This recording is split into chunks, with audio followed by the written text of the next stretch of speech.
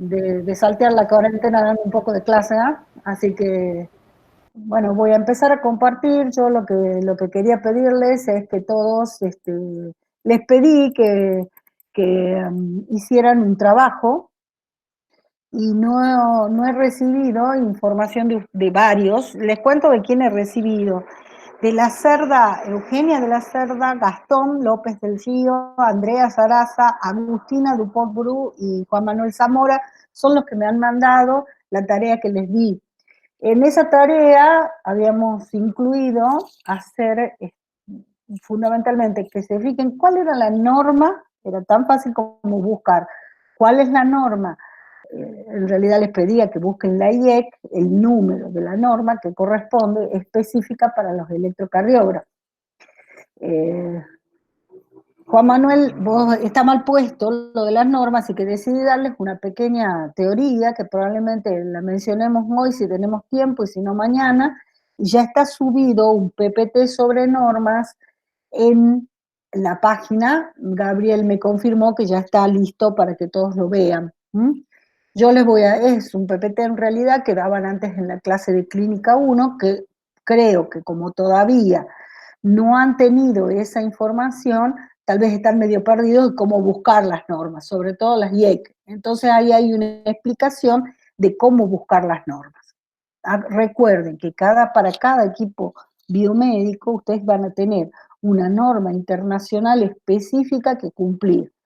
Esas normas son de cumplimiento obligatorio en la República Argentina. En realidad tenemos la IRAM, que es prácticamente una copia idéntica de las normas IEC. En realidad la IRAM es el nombre de la norma argentina y se actualizan cada determinada cantidad de tiempo. No importa el tiempo, la cosa es que ustedes entiendan cuáles son las normas que tienen que ver cuando, por ejemplo, el día de mañana sean ingeniero biomédico y quieran fabricar un equipo o quieran comprar un equipo y ver si cumplen las normas. En realidad aparecen con la nomenclatura de la norma que deben cumplir esos equipos.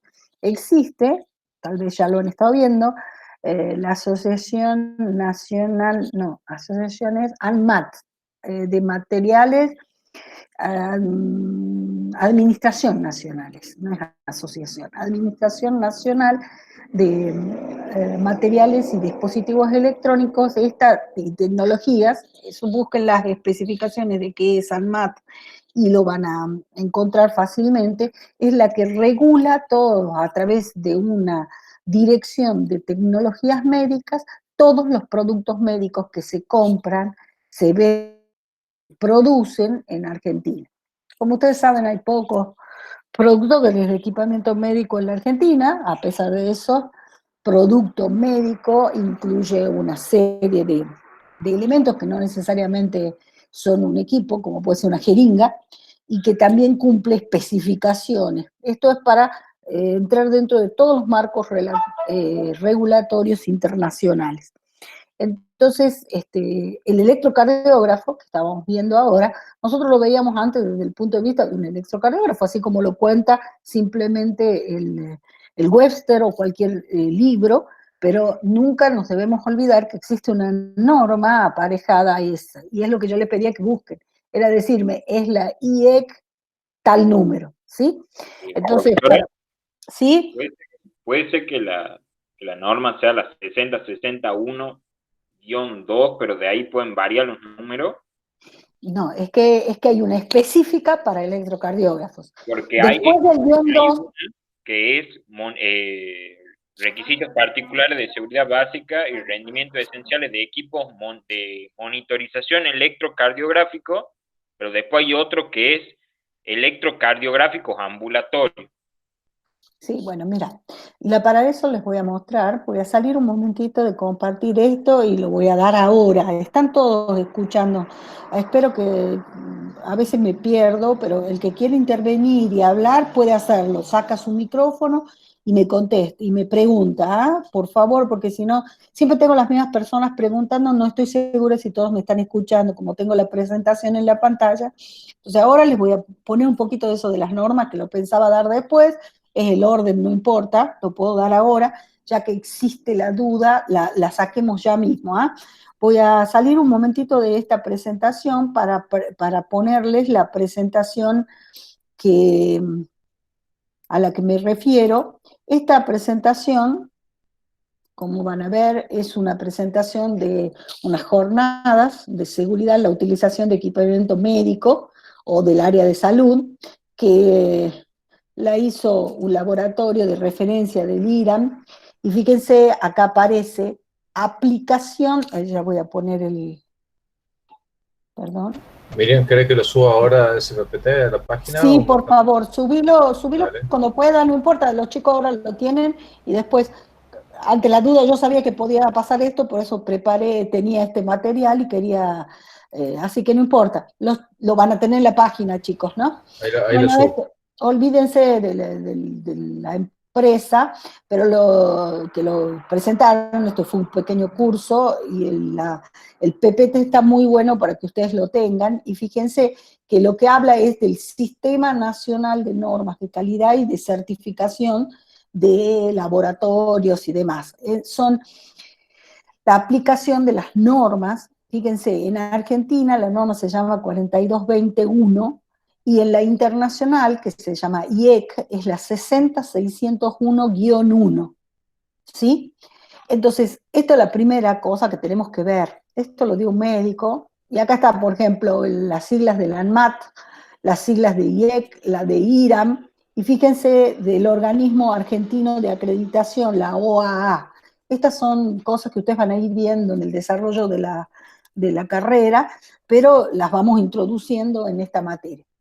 Yo estaba simplemente con un electrocardiógrafo, pero después vamos a ver desfibriladores, vamos a ver marcapasos, muchos otros equipos, inclusive en esta materia y en la que vienen, que deben cumplir normas. Entonces teníamos que darle algo de las normas de manera, al principio, como para que me puedan entender. Entonces, fíjense, existe por decreto desde el año 94 un sistema nacional de normas de calidad y de certificación que para su aplicación sea voluntaria, esto hoy en día ya existe la obligatoriedad de hacerlo. Fíjense que tenemos un organismo de normalización que se llama IRAM y un organismo de acreditación que es el organismo argentino de acreditación. ¿Sí? Es lo más importante de esta diapositiva. Acuérdense que esto tiene muchas otras aplicaciones, que, digamos, muchas otras información que no la necesito que la tengan ahora. ¿Qué hacen en general? La inspección, los laboratorios donde se calibran, incluyen los laboratorios de ensayo de los equipos y cuáles son todos los organismos de certificación, ¿sí? en la nación. Fíjense, la 4221 son requisitos generales de seguridad que debe cumplir un equipo médico. Tiene normas colaterales y normas particulares. Ya vamos a ver qué significa. La IEC 60-601-1, que es la que me refería recién, no sé quién es el que me hablaba, Ismael, ¿quién era? ¿Gastón? Yo, López del Río. ¿Quién soy yo? Ismael. Es que no te veo. Ismael. Bueno, fíjate, es la IEC 60601-1, la que sirve, ya tiene una modificación 2016, ¿no? Esto es viejo. Era para ponerles algo que ya estaba armado, Es la que corresponde a los equipamientos médicos. Son los requisitos, la 601.1 es requisitos generales de seguridad básica y de funcionamiento esencial de equipos médicos. Entonces, después se va subdividiendo esa norma. La norma IEC pasa a varias ediciones, olvídense de las ediciones, hoy existe una norma muy reciente, la del 2016, todas las veces le van agregando, modificando cosas. Por ejemplo, ¿qué cosas le pueden modificar un electrocardiógrafo? Cada vez electrocardiógrafos más modernos, con tecnología más nueva. Por ejemplo, los que transmiten a distancia, el ECG. Entonces le han agregado a la norma anterior del electrocardiógrafo algo sobre las especificaciones de cómo transmitir por Wi-Fi un ECG. qué consideraciones de seguridad tengo que tener. Esas son las cosas que se le van agregando. Entonces, nosotros podemos ver la norma del inicio y tenemos una idea general, una idea general de todo el tratamiento de la norma, y después lo que vemos es cómo le van agregando cosas a medida que la tecnología se modifica, crece, cambian las modalidades que utilizamos. Entonces, la norma general es la IEC 60601/1, y fíjense que habla de normas colaterales, que son la 2.1.1, 2.1.1.3 y así sucesivamente. Estas normas, además, fíjense que este es 1.1 y este es 1.2.1, 1.2.2, 1.2.3. Estas son normas particulares para los equipos. Estas son normas generales. Por ejemplo, estas van a atacar la seguridad desde otro punto de vista. La 1.2. Siempre tiene un segundo 1. Olvídese, la norma es 60.601. Con 1 habla de seguridad y se subdivide en varias. Con 2 habla, fíjense, 60.601/2 significa equipos. Dentro de los equipos, fíjense que todos los casos es 2. Son los equipos. Y el 1 es un tipo de equipo. Veamos cuáles son. Entonces, una norma particular para un determinado tipo de aparato puede modificar requisitos de la norma general. No lo leamos a esto para que no se confundan, después lo leen ustedes en especial, pero quiero ir a mostrarles. Fíjense, todas las que tienen 1 hablan de cosas colaterales a los equipos. Por ejemplo, la 1.1 de sistemas electrométricos, la 1.2 de compatibilidad electromagnética de los equipos. Por ejemplo, ¿qué significa eso? Que cuando uno pone un equipo dentro de un campo magnético, ¿qué condiciones tiene que tener ese equipo para que no modifique la salida de ese equipo? De la usabilidad, de los sistemas de alarma, del diseño con conciencia ambiental, que no tengan elementos que puedan ser dañinos para el medio ambiente, etc. Ven que son de tipo general, ¿sí? Las 1 que empieza con el segundo número, que es el 1. Esas son normas que se llaman colaterales. Y ahora, fíjense, las que tienen el 2 acá, en esta columna, el 2, el segundo número después de que dice 60.601, 2, se refiere a un equipo en particular. Entonces, fíjense, 1 es un acelerador de electrones. Veamos algún equipo que ustedes, un aparato de hemodiálisis, es la 16. Una incubadora de bebés común es la 19. Entonces uno dice 60.601-2, 19. La 60.61-2/20 es incubadoras para transporte. Es diferente una incubadora de bebé de una incubadora de transporte. Ahí está lo que vos me decías, Ismael. Hay distintos tipos de electrocardiógrafos, ¿sí? Entonces yo lo que les pedía era, búsquenme cuál es la IEC. Entonces la idea era que encontremos IEC 60.601-2, qué numerito tiene un electrocardiógrafo en general. En esta columna, chicos, de las normas particulares, van a encontrar la equivalente en la IRAM. Como ven, la IRAM no son, esta IRAM es equivalente a esta de ventiladores pulmonares. Esta se está usando mucho ahora con el COVID-19, ¿sí?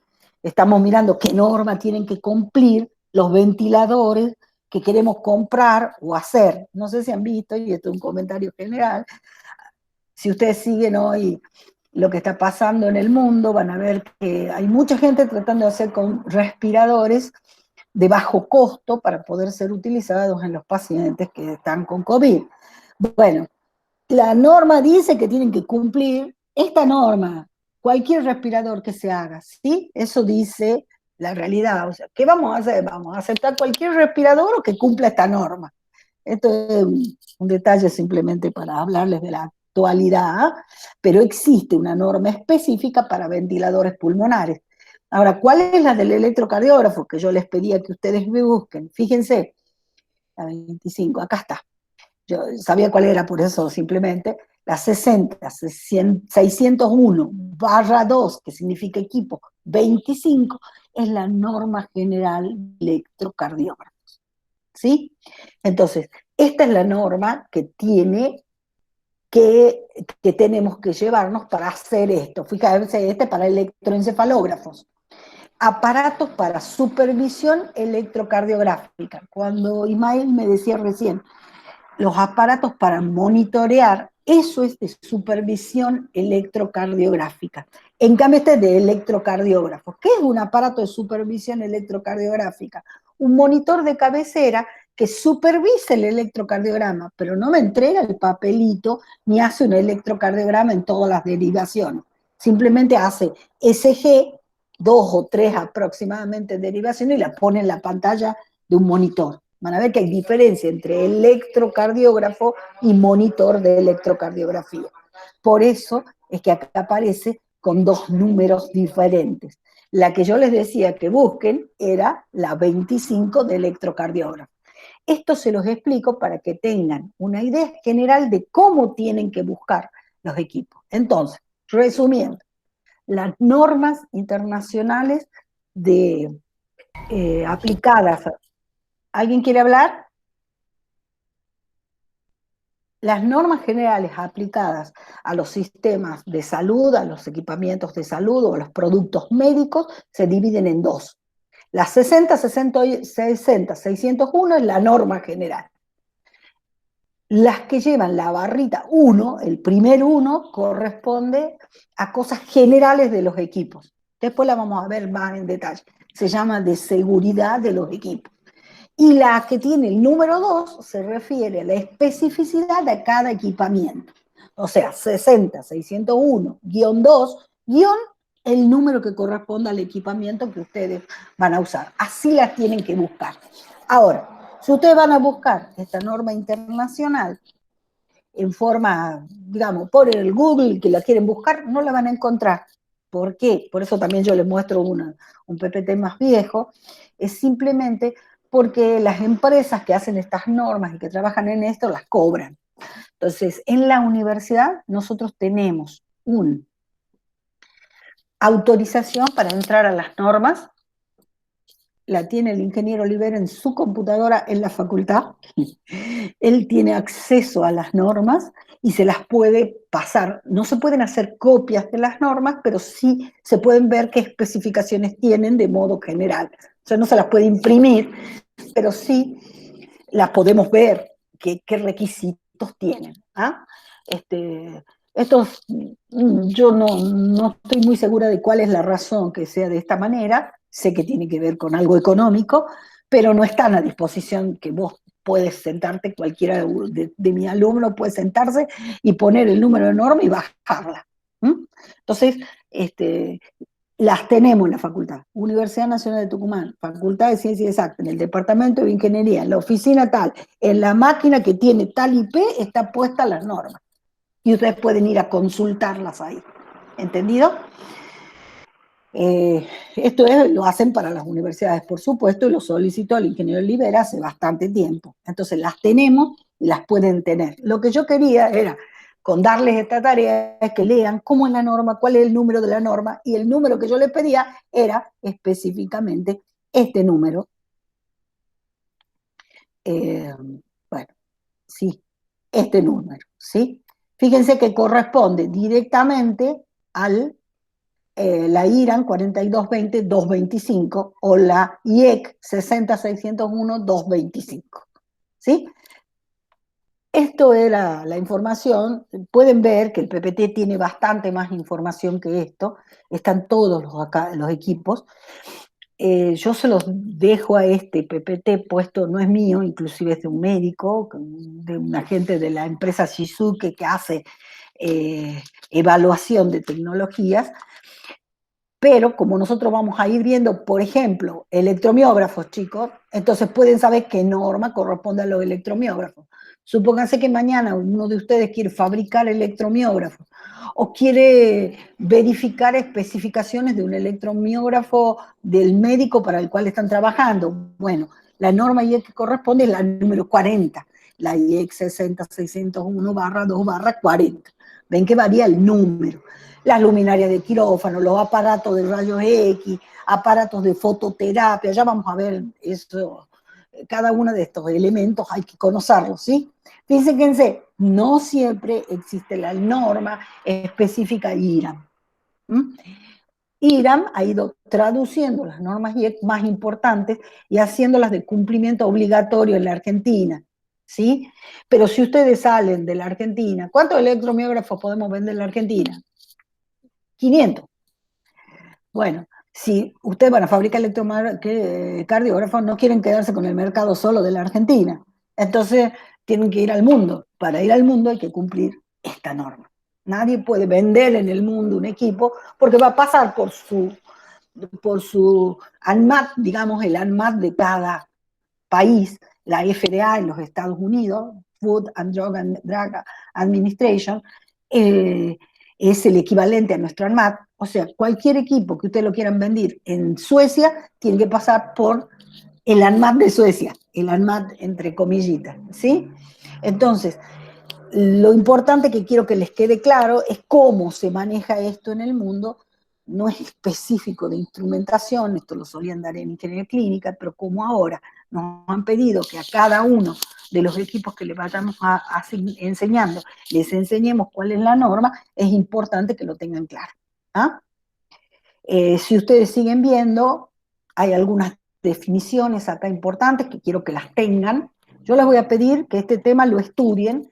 ¿Por qué? Porque basado en lo que estudien de este tema y me hagan todas las preguntas que sean necesarias, yo las puedo contestar o le pido al ingeniero Olivera que me ayude a contestarlas, las que no fueran de mi área específica, pero quiero que trabajen sobre este PPT para que el martes de la semana que viene le vamos a hacer un microevaluativo sobre si lo han estudiado este PPT.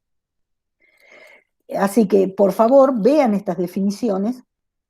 Aparato electromédico, ¿qué es un sistema electromédico? Que está formado por varios aparatos o partes de un equipo. Las generalidades, ¿qué son las normas generales? Los riesgos que puede tener un equipo. Y fíjense que acá, aparece un equipo que una norma, la ISO 14971. Ustedes han visto las normas ISO. Las normas ISO son normas que se utilizan, por ejemplo, para ver también procedimientos, como puede ser, cómo trabaja una estación de servicio. Entonces cumple la norma ISO 14000, ¿sí? Eso también es válido para equipamientos médicos. ¿Cómo se utiliza un electrocardiógrafo en tales condiciones? Entonces existe otro tipo de normas que se llaman ISO, que también pueden ser aplicables. Entonces las refiere acá. Quiero que vean cuáles son los riesgos posibles y factores que contribuyen a riesgo asociado a un equipo médico y al equipo médico en el sentido no solo del equipamiento, sino de las personas, de las que están en contacto con los equipos, y entonces van a ver que hay riesgos de energía, biológico, ambiental, etc. Quiero que lo estudien, no tiene sentido que yo me ponga a darles. Fíjense cuáles son los riesgos de energía. Están, qué sé yo, un equipo muy pesado, como un equipo de rayos X, si se les cae encima el brazo del equipo de rayos X, me puede matar un paciente. Bueno, una fuerza mecánica o de una parte móvil. ¿Qué características debe tener? Entonces, hay un montón de normas que dicen para cada equipo cómo es la seguridad de ese equipo, ¿sí? Los riesgos de tipo biológico, riesgos de tipo ambiental, riesgos resultantes de salidas incorrectas de energía y de sustancias. Esto es, ¿qué pasa si se corta la energía? ¿Qué le puede hacer al paciente? Por ejemplo, en el suministro de gases, si se paran los gases y no hay gas para ponerle a un ventilador y se me va a morir el paciente, no tengo oxígeno.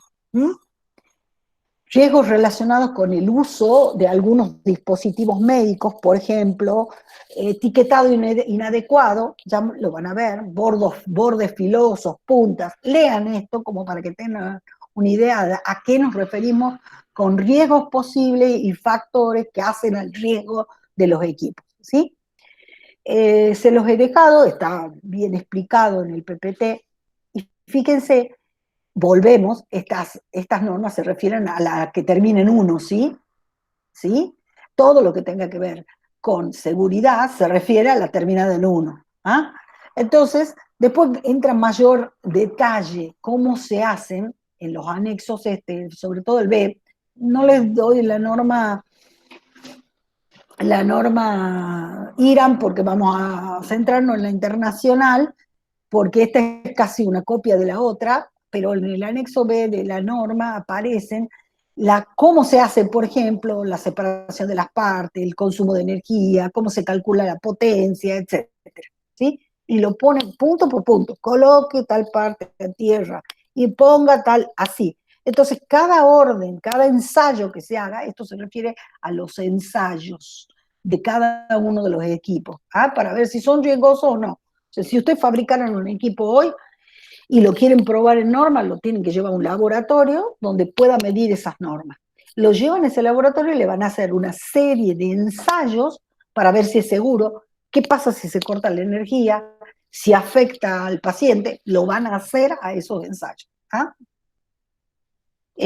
Bueno, fíjense que continúa, es bastante larga la cantidad de resistencias mecánicas, de cosas que se le pueden medir a un equipo.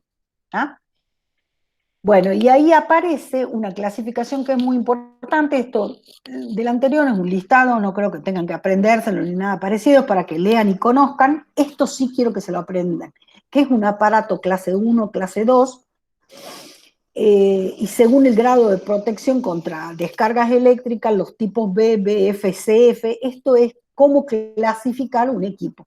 Esto simplemente quiero que lo lean, no les voy a tomar sobre esto porque lo van a ver en otra materia, que es Clínica 1, pero como para que podamos hablar después de un equipo clase 1 y ustedes no se pierdan, ¿sí? Si les falta información, lo buscan. Lo buscan, que es fácil poner, equipo clase 1, tipo y categoría. Y esta parte es cómo se miden esos equipos. Por ahora no la estudien. Entonces olvídense de aquí para abajo. Quiero ver si había alguna otra cosa que me quedó. Esto, cómo se hacen las mediciones de corriente, corrientes de fuga, valores, los ensayos, cómo se hacen. Es toda una especialidad de cómo hacer que las normas se cumplan, ¿sí?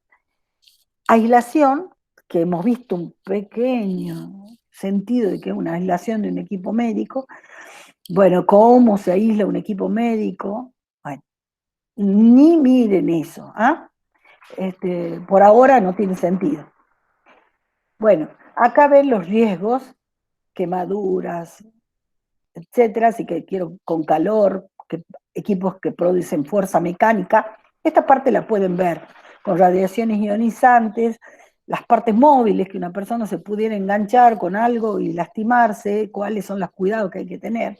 Masas suspendidas, por ejemplo, acá las luces en los quirófanos. Esto está refiriendo a la primera parte que estuvimos viendo, ¿no es cierto? ¿Cuáles eran las posibles fuentes de seguridad que hay que tener? Cosas que puedan tener presión, cosas con presión acústica que pudieran hacer daño al oído, vibraciones, campos magnéticos. Bueno, esto se refiere a simplemente llegar a conformar, la palabra que quiero introducirles es conformar un equipo médico, que significa conformar, es que está conforme a norma, ¿sí? Entonces uno dice, si este equipo cumple la norma y es tal cosa, quiere decir que ha sido evaluado con todos estos ensayos para verificar su funcionamiento de acuerdo a la norma. Bueno, es simplemente un PPT bastante más largo de lo que era un curso que tomamos, pero quiero que lo miren y puedan sacar información que les sea útil para entender qué es una norma. Vean la primera parte fundamentalmente y el listado de los dos, 60601, 2 y los equipos. Entonces, cada vez que vayamos viendo un equipo, ya saben dónde lo tienen que buscar. Bueno, creo que este PPT simplemente lo había puesto para... no, descartar las escrituras que había puesto. Lo había puesto solo para que ustedes tuvieran la posibilidad de, ahora lo ha subido Gabriel a la página virtual, así lo tienen. Entonces quedamos claros, ¿cuál es la tarea? Lean este PPT, les voy a hacer preguntas de las cosas más importantes de esto. Me quiero asegurar que todos entienden que es una norma y demás. Van a ser de tipo multiple choice, nada difícil, pero lo hagamos porque si no, lo que me pasa con lo virtual es que no tengo la sensación de que todos estén siguiéndolo de la misma manera. Entonces necesito saber que lo saben. ¿Ah? Vuelvo entonces a la clase de electrocardiografía. La razón de esto fue porque el electrocardiógrafo, busquen la norma IEC. Entonces, para todo lo que han buscado, los he visto en las presentaciones, algunos me han mandado simplemente la norma IEC es tal. Bueno, la IEC general de un electrocardiógrafo es la, quería escribirlo, pero simplemente quiero con la pluma.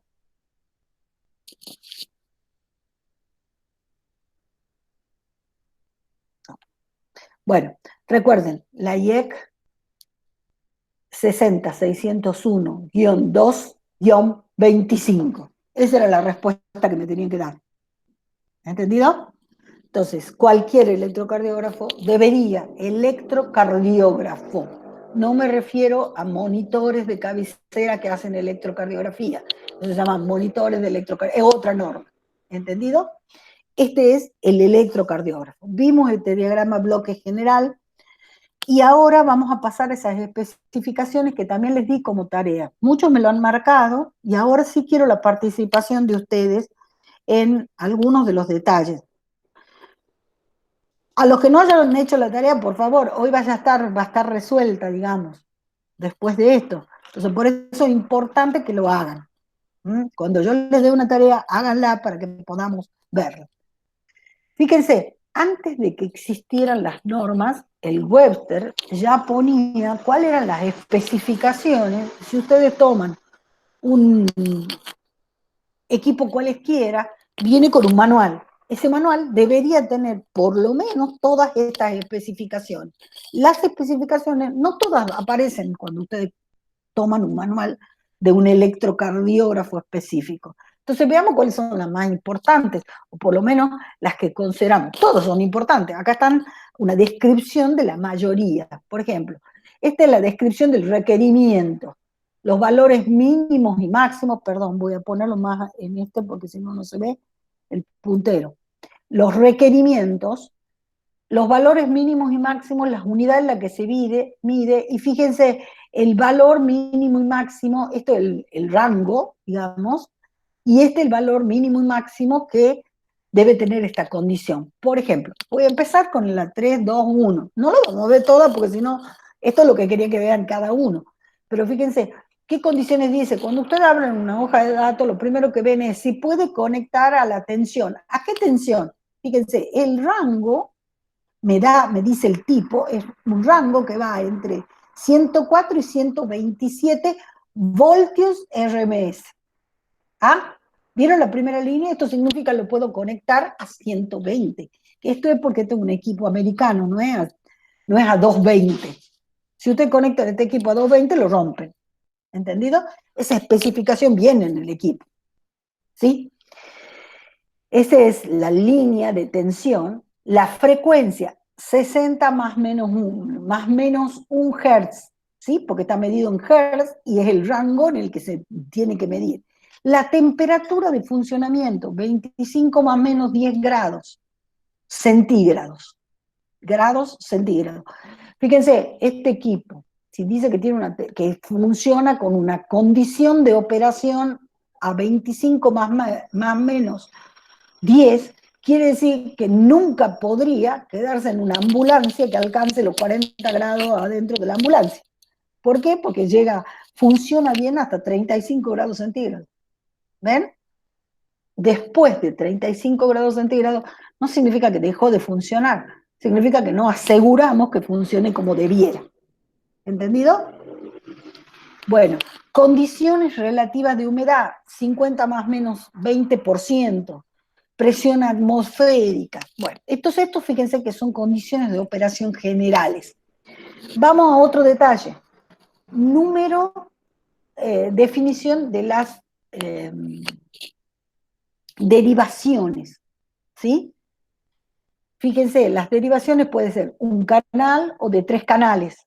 Por ejemplo, 12 cables o 7 cables. Ya hemos visto cuántos cables mínimos necesitábamos para hacerlo. Este tiene 12 y este tiene 7. Acuérdense que eran 4 más las 6 precordiales, tenemos 10 cables. Entonces, con este, que tiene 7 cables, probablemente no pueda hacer todas las derivaciones precordiales sin cambiar el electrodo precordial de posición. Rango dinámico. ¿Qué es el rango dinámico de entrada? ¿Cuánto es un ECG normal? Amplitud del ECG normal en milivoltios. Quiero respuestas.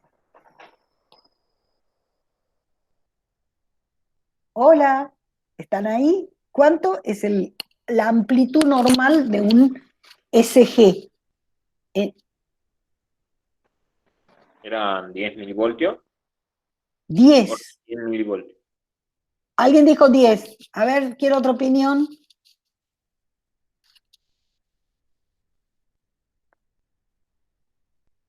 Hola.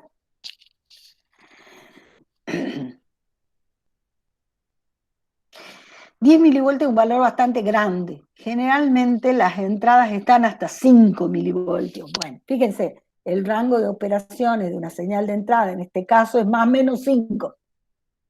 Si ponemos más o menos, podríamos decir 10 milivoltios a la entrada. 5 positivos y 5 negativos. Las señales típicas de ECG son entre 1 milivoltio, o sea, hay más chiquititas que 1 milivoltio, pero el QRS, la amplitud del QRS suele ser de 1 milivoltio hasta 2,5. 5 ya es enorme. ¿Ah?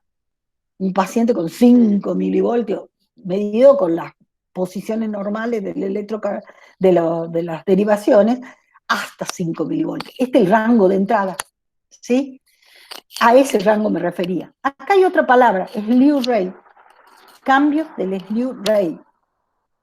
¿Qué significa slew rate para ustedes? A ver, ¿quién me puede dar una definición de slew rate? ¿Quién anda por ahí que me pueda dar una definición de slew rate? ¿Qué significa slew rate changes? Fíjese que se mide en milivoltios, lo marco acá para que lo vean, en milivoltios por segundo. Es la velocidad con que crece la señal. El amplificador debe ser capaz de medir un slew rate, en este caso dice de 320 milivoltios por segundo. O sea, tiene que tener la capacidad de ver una señal que cambia muy rápido. ¿Con qué está relacionado esto? Con el filtro, ¿se acuerdan el filtro de altas frecuencias? Si yo corto mucho antes de 125 hertz, de 125 hertz, lo que me va a pasar es que me va a recortar las altas frecuencias. Entonces no voy a poder ver la crecida del QRS, por ejemplo, que es la más rápida de las señales. Entonces este slew rate está relacionado con eso. DC offset a la entrada, siempre estamos rango dinámico de entrada. ¿Cuánto de continuo puede tener a la entrada? Fíjense, más o menos 300 milivoltios. Porque acuérdense, si yo le pongo 300 milivoltios de continua a la entrada, lo que me va a pasar es que lo multiplico por 1000, me va a saturar los amplificadores antes de que salga, ¿sí? Entonces tiene que entrar 5 milivoltios. Si entra una continua de 300 milivoltios, seguro me va a saturar. Más de 300 milivoltios me va a saturar. Esta es la razón por la que nosotros a la primera etapa le poníamos baja ganancia, ¿sí? Para que no me sature inmediatamente y pueda ver qué señal estoy teniendo ahí. Veamos otras que son importantes. Estas, las que tienen que ver con el control de ganancia, la exactitud y la estabilidad de las señales. Fíjense, ¿en qué unidades se mide en un electrocardiógrafo comercial se miden en milímetros, en el papelito en el que medimos, en el visualizador, milímetros en que se desplaza el potencial por cada milivoltio. Puede tener la escala de 20, de 10 y de 5 milímetros por milivoltio. O sea, yo puedo poner una escala máxima que me mide 5 milivoltios totales a plena escala. ¿Para qué? Para ver cosas muy chiquititas. Y si tengo una señal grandota, uso la escala de 20 milímetros por milivoltio. ¿Ah? Esto es lo que se refiere al control de ganancia del dispositivo. Ya lo van a ver con Fernando Farfán, que les va a explicar el práctico de cómo probar esto. ¿Cómo me aseguro que mi electrocardiógrafo a la salida me está dando estos valores? Poniéndole cosas conocidas a la entrada y midiendo la salida. ¿Sí? Yo tengo que saber cuánto le pongo a la entrada, medir la salida y ver cuánto es mi ganancia. ¿Ah? En realidad es un control de ganancia medido en milímetros por milivoltio. No mido ganancia en tensión, mido milímetros de salida sobre milivoltios de entrada. Les voy dando los valores máximos, los valores más importantes de estas señales para que tengan idea. El otro es lo que tiene, esto con respecto a la ganancia. ¿Esto qué me va a asegurar? Que la amplitud del electrocardiograma obtenido en el papel del electrocardiógrafo está calibrado. ¿Sí? En cambio, con esta especificación, la 325, lo que voy a asegurarme es la exactitud del tiempo, la velocidad con que corre el papel. O sea, cuando ustedes me ponían entre un QRS y el otro QRS, hay tantos milisegundos, eso correspondía a una determinada frecuencia cardíaca. Entonces este me va a asegurar la frecuencia cardíaca del paciente. Estoy midiendo la correcta. ¿Qué hago? Pongo una señal cuadrada de una frecuencia conocida y mido a la salida. Entonces esta se mide en cuántos milímetros se desplaza en el eje horizontal por segundo. Los electrocardiógrafos tienen la característica de que en general se utilizan a nivel internacional, en realidad se utilizan 3, son 25 y 50 milímetros por segundo, las más comunes. O sea, se mueve el papel, registra el papel a una velocidad de tantos milímetros por segundo. 25 milímetros son 2,5 centímetros por cada segundo. Y 50 son 5 centímetros por un segundo. ¿Cuándo uso 50? Cuando quiero ver detalles de la señal. ¿Por qué? Porque la voy a ver más grande al ECG en el tiempo, en el eje del tiempo. Ahora, nosotros como ingenieros nos tenemos que asegurar la exactitud de esto poniéndole una señal conocida, con una frecuencia absolutamente conocida, medimos la salida y vemos si se cumple que se mueve a 25 milímetros por segundo. Esto se lo va a enseñar Fernando en la próxima, mañana martes. Bueno, vuelvo a las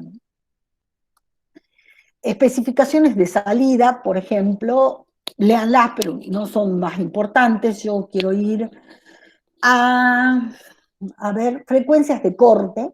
Fíjense, exactitud de la reproducción de la señal de entrada. Esto es el punto 327. Frecuencia de corte de la señal o caída de 3 dB. Fíjense, 150 Hz tiene este equipo. Tensiones de entrada. A ver, frecuencia de corte. No, acá veamos solo la frecuencia de corte, como para tener una idea. Voy a la próxima. ¿Y por qué me marco esta? No me acuerdo. Fíjense, otras de las especificaciones que nosotros habíamos visto. La impedancia de entrada de cada cablecito con respecto a tierra, de cada derivación electrocardiográfica, espera que tenga por lo menos un mínimo de 2,5 megón de impedancia de entrada. Esto significa que el amplificador ese que ustedes han puesto a la entrada tiene que tener como mínimo esto. Hoy en la electrónica común ya sabemos que la mayoría de los amplificadores tienen del orden de los megas, pero no es lo mismo un mega que 10 megas. Entonces, si dice 2,5 es mejor que un Tele 081 común, ¿sí? Que tiene un mega. Hay algunos que tienen 10 megas, depende del fabricante, las características del amplificador de entrada. Pero este es el mínimo, el 3.29. Otro punto importante, el 11, acá. La relación de rechazo en modo común. Durante el práctico, lo que Fernando les dé, van a ver cómo se calcula la relación de rechazo en modo común. ¿Sí? Fíjense que acá dice, valores mínimos 10 milímetros con 300 milivoltios de continua y 51 kiloohmios de carga. ¿Sí? Y un desbalance de 1 milivoltio para hacerlo. ¿Ah? Ya se lo va a explicar Fernando bien en detalle cómo calcular este rechazo en modo común. Ruido, lo dejemos por ahora. Control de la línea de base, fíjense, yo quiero que la línea de base, o sea, la lineecita negra cuando no está entrando el SG, la que escribe, no tenga una deriva mayor que 10 microvoltios por segundo. O sea, no se puede estar moviendo o desplazando la línea de base cuando la entrada está en cero. ¿Sí? Este es uno de los ensayos que hay que hacer en el electrocardiógrafo. Siempre especificación y ensayo están relacionadas. Para especificar tuve que haber ensayado que me hace la especificación correcta, ¿cierto? Bueno, por ejemplo, una de las especificaciones características es que la deriva de la línea de base en un periodo de 2 minutos no debe ser superior a 500 microvoltios. 500 microvoltios es la mitad de 1 milivoltio. Si la línea de base en 2 minutos se me corre ese valor, el equipo algo tiene en DC, en la continua, en su funcionamiento en continua, que está haciendo que tenga una deriva, que se mueva. Entonces se pone una especificación característica, en este caso es de 500 microvoltios máximo, en un periodo de 2 minutos. La línea de base no se puede mover, eso es la deriva, cambiar en más de 500 microvoltios en 2 minutos. Eso porque puede ser que el capacitor C5, ¿se acuerdan? Se esté cargando o descargando y me mueve la línea de base. ¿Sí? Entonces lo que tenemos que hacer es verificar que con un 0 a la entrada, la línea de base se mantenga en derivas menores a 500 microvoltios. Bueno, en esta última, ¿se acuerdan cuando hablábamos de, fíjense, esto es para marcapasos simultáneos, para desfibriladores, protección por sobrecarga? ¿Ah? ¿Se acuerdan cuando hablábamos? Una de las pruebas que le vamos a hacer es ponerle un desfibrilador y desfibrilazo amplificador. ¿Cuánto es capaz de soportar? ¿Ah? Estos se llaman generalmente ensayos de tipo destructivo, no siempre, en la Argentina suelen no hacerlos. Las empresas que fabrican este tipo de equipo entregan un equipo al laboratorio de ensayos, a alguno de esos equipos se le hacen solamente los ensayos no destructivos y otros los de tipo destructivo. ¿Para qué? Para ver hasta cuándo es capaz de soportar la tecnología de ese electrocardiógrafo, por ejemplo, la descarga de un desfibrilador. Entonces están todas las especificaciones referidas a eso.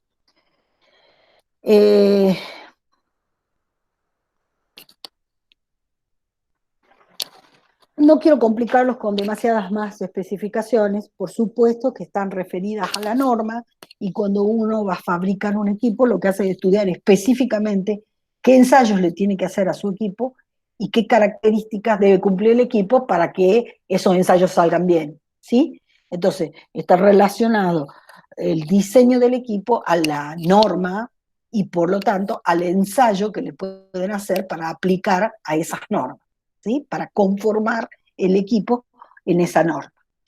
Esas son las palabras que ustedes van a utilizar cuando se refieran siempre a ensayos. Entonces, bueno, no sé si se han dado cuenta que estoy agregando, Gaby, no sé, en tu época no hablábamos de esto, pero hoy es obligatorio a cada equipo referir a su norma y es lo que vamos a ir agregando a medida que vayamos haciendo cada uno de los equipos que tenemos en las teorías, ¿sí? No sé si te has dado cuenta que es bastante diferente a como lo veíamos antes, pero bueno, es lo que nos va exigiendo hoy en las especificaciones de las nuevas carreras de ingeniería biomédica.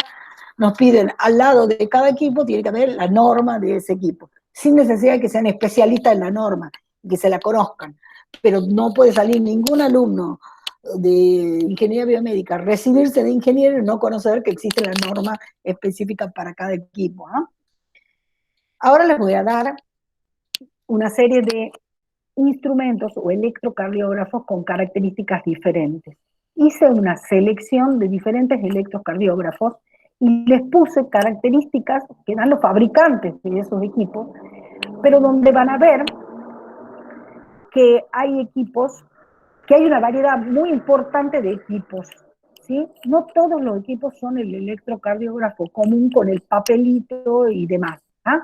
Vamos a reconocer las partes y vamos a ver esas especificaciones para que ustedes vean el amplio rango y las características diferentes que puede tener un equipo al otro. Ustedes pueden hacer un tipo u otro, pero hay muchas especificaciones diferentes, ¿sí?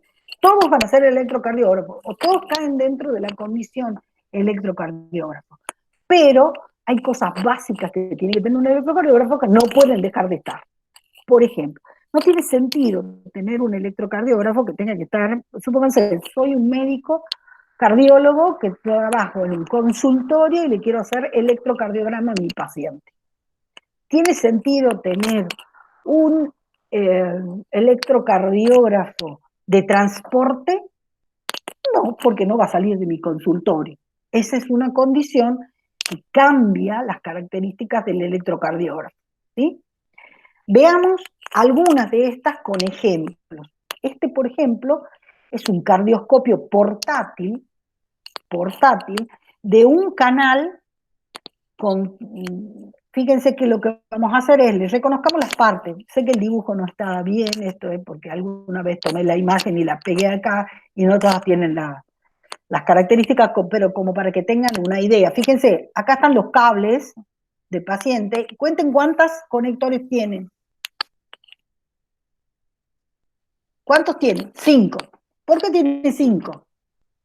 Cumplen la norma, ¿se acuerdan los colores? Pierna derecha, pierna izquierda, brazo derecho, brazo izquierdo, son estos 4 con los colores verde, rojo, amarillo y negro. Y el blanco es el que sirve para poner en las precordiales. Las precordiales lo iré moviendo en las 6 posiciones diferentes de las precordiales a este cable. Entonces, ¿qué le tengo que conectar al paciente? Normalmente estos 4 cables en las muñecas y en los tobillos, y este cable que será el que iré moviendo cuando haga las precordiales. ¿Qué otra característica ven acá? Esto es con respecto al cable, ¿sí? Con respecto a la forma de conexión de las derivaciones electrocardiográficas. Este no tiene un papel a la vista. En general suelen tener una pequeña impresora, y lo que hago es registrar la señal en una pantalla. Ahí están viendo el ECG en una pantalla.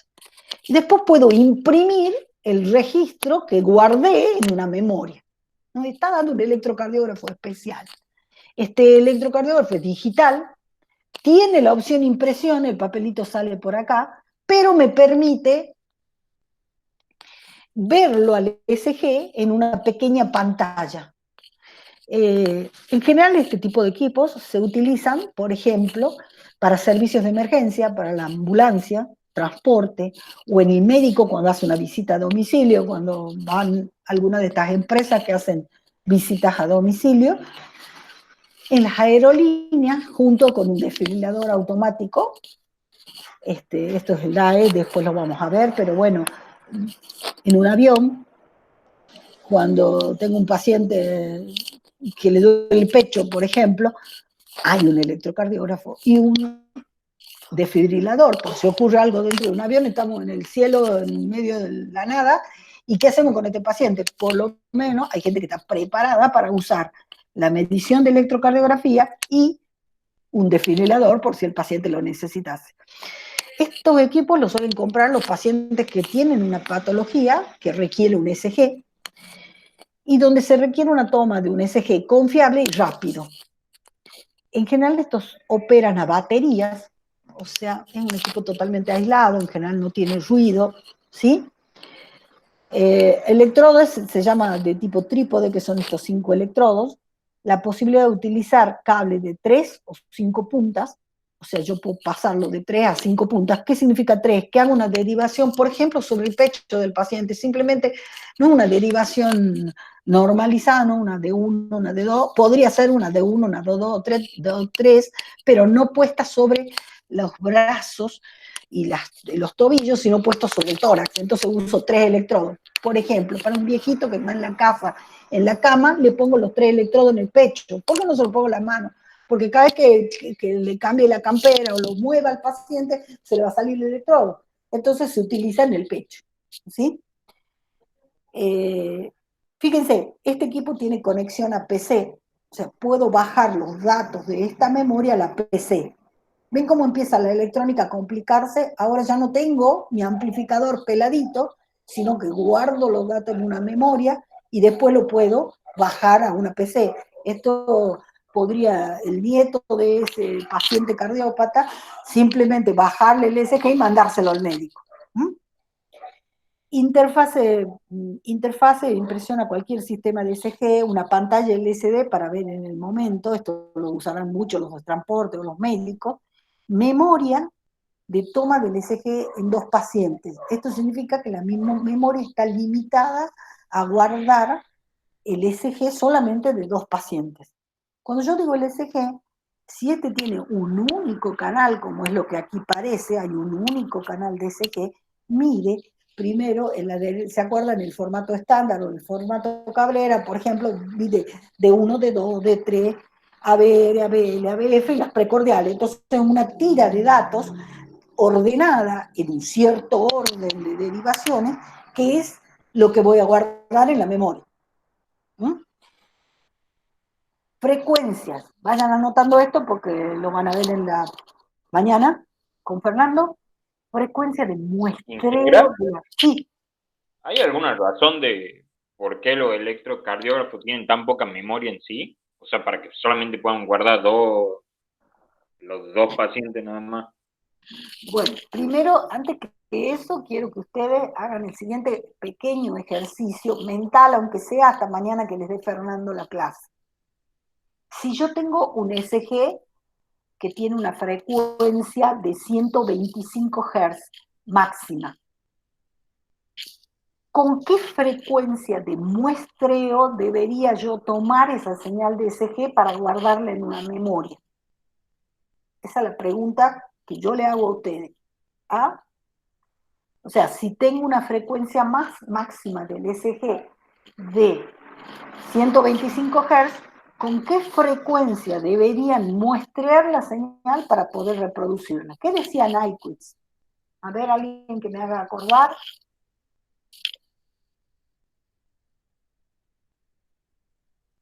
¿Se acuerdan el concepto de Nyquist de Miriam, muestreo? ahí ¿Sí? Diego Zimmerman dice el doble de la frecuencia máxima.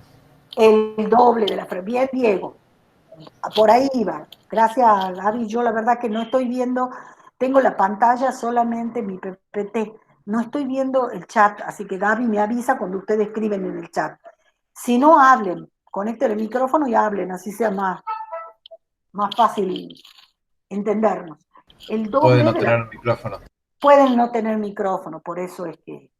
Entonces yo lo que les pido es, si no escriben en el chat, bien, no me acuerdo quién me dijiste, Diego Zimmerman, el doble de la frecuencia como mínimo. Ese es el mínimo. Eso significa que si tu frecuencia de muestreo era 125 Hz, vos vas a tener 250 Hz de frecuencia de muestreo. ¿Qué significa 250 Hz? Significa 250 muestras en un segundo. ¿Entendido? 250 muestras en un segundo. Si ahora vayan escribiendo esto, porque se lo estoy dando, son ejercicios que después van a hacer. Supongamos que tenemos un paciente que tiene una frecuencia fundamental de 1 Hz. Eso significa la frecuencia cardíaca de 60 latidos por minuto. En 60 latidos por minuto tengo 60 segundos. por cada segundo tengo 250 muestras. ¿Entendido? Entonces, lo que quiero que tengan una idea es la cantidad de muestras que tengo que guardar, no para una, sino para las 12 derivaciones. ¿Entendido? Entonces, eso nos va a dar el tamaño de la memoria del dispositivo. Ya lo vamos a hacer, inclusive lo vamos a hacer en Holter.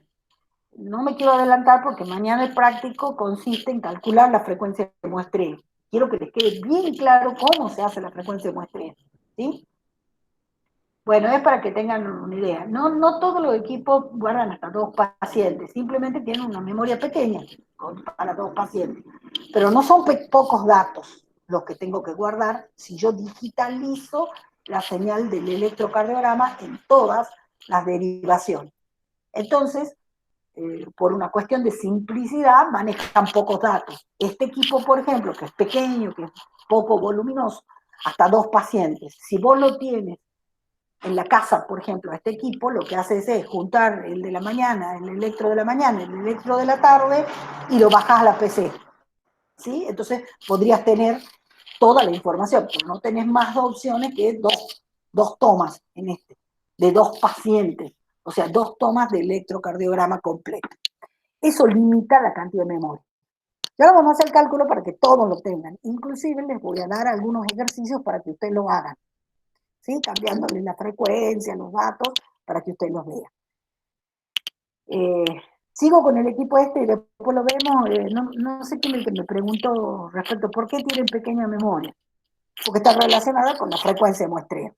Y lo van a ver mañana como para que todos lo tengan claro. ¿Ah? Otros datos que suelen guardar estos equipos no solo suelen guardar el dato del paciente, sino usan qué derivación usaron, la frecuencia cardíaca promedio, la amplitud de la señal, la velocidad en la que tomaron el registro está relacionado con la frecuencia de muestreo, los datos del paciente, o sea, necesitan un encabezado con una serie de datos que también ocupa memoria. Este otro electrocardiógrafo les estoy dando distintas tecnologías para que ustedes vean tecnologías de electrocardiografía diferentes. No todos los electrocardiógrafos que se van a encontrar tienen las mismas características. Este es un electrocardiógrafo de 3 canales, es portátil, y este tiene la característica que es interpretativo. Miren, las características en general son muy parecidas, fíjense, estas son muy parecidas a la anterior, pero ECG de 3 canales en formato estándar o cabeza. Esto significa que en vez de tener un canal, registra 3 canales simultáneos. Esto, si ustedes lo ponen en la memoria, yo tengo que multiplexar o tener de alguna manera el canal 1, el 2, el 3, el 1, el 2, el 3. De alguna manera, los datos se tienen que acomodar en la memoria de este dispositivo para tener los 3 canales. ¿Sí? Lo que quería mostrarle, el portátil les pareció al anterior, y qué es lo nuevo acá, lo interpretativo, les muestro, fíjense, estos pacientes, estos equipos tienen interpretación incluida, también se llama segunda opinión silenciosa, o sea, tienen cargado un software que lo que hace es tomar el ECG e interpretar qué patología puede ser que tenga el paciente. Y lo va a avisar de alguna manera. Eso es que tiene interpretación del ECG. No necesita un médico. Tiene una interpretación. ¿Por qué se llama segunda opinión silenciosa? Porque los softwares se equivocan. O sea, la opinión importante es la del médico, pero me puede ir diciendo está con una fibrilación atrial, por ejemplo. Entonces te sale un cartelito que dice FA, fibrilación atrial. ¿Ah? ¿Cómo hacen la interpretación? Es un software que toma el ECG normal del paciente y después toma la toma completa del ECG y lo compara con el ECG normal. Si encuentra diferencias, lo que hace es analizar esas diferencias. Por ejemplo, que no esté la onda P, o que la onda P esté reemplazada por un ruido. ¿Sí? Entonces, se dice que este tipo de equipos son interpretativos. O sea, pueden decirme qué tiene el paciente. es muy peligroso un equipo de este tipo, porque la gente decide tomar una pastilla porque el equipo se lo dice, y no necesariamente es una solución. Por eso, en general, es de tipo silenciosa. Lo sabe solamente el personal de salud, no lo sabe el paciente en sí. ¿Mm?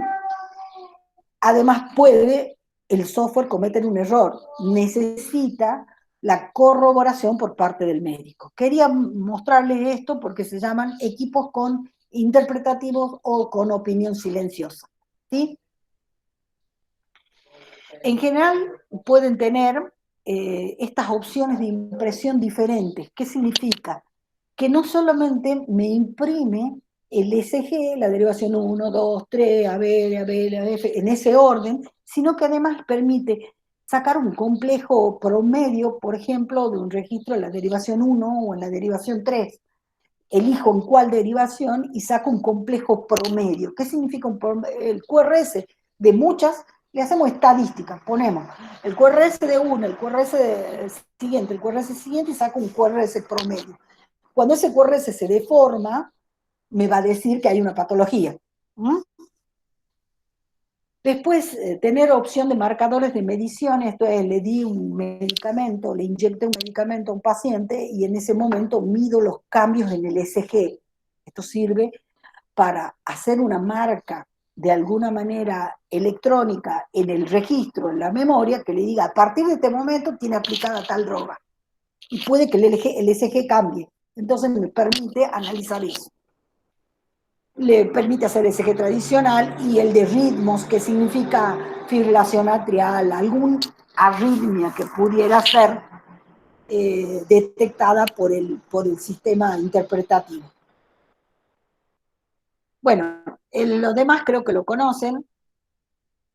Ya hemos hablado, por ejemplo, este tiene 12 derivaciones simultáneas. ¿Qué quiere decir? Que va a mostrar 3, pero registra 12.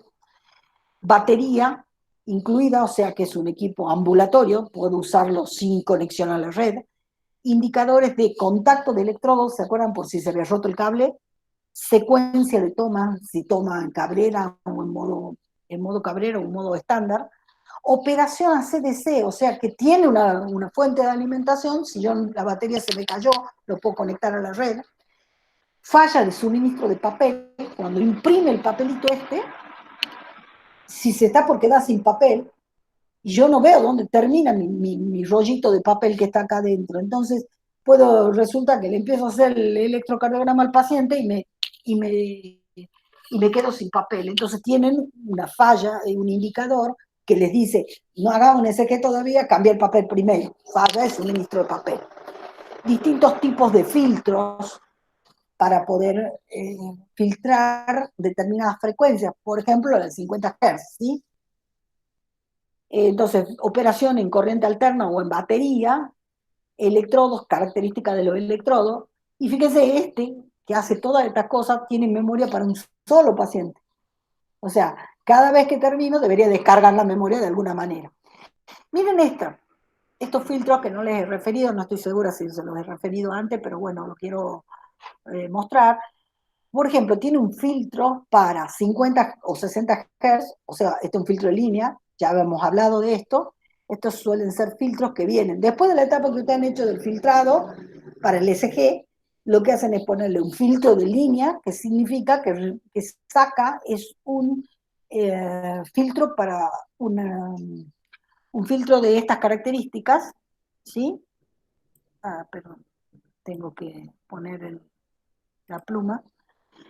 Un filtro que hace esto a los 50 Hz, perdón, quería hacer derechito, ¿sí? O sea, saca solamente los 50 Hz. Si yo acá tengo las características del filtro, esto en Hz, no soy muy buena escribiendo, chicos, así que ténganme paciencia.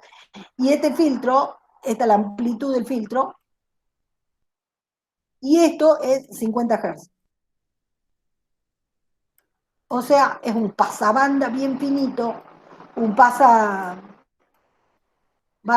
negativo, por supuesto, saca solamente la frecuencia de 50 Hz. Este.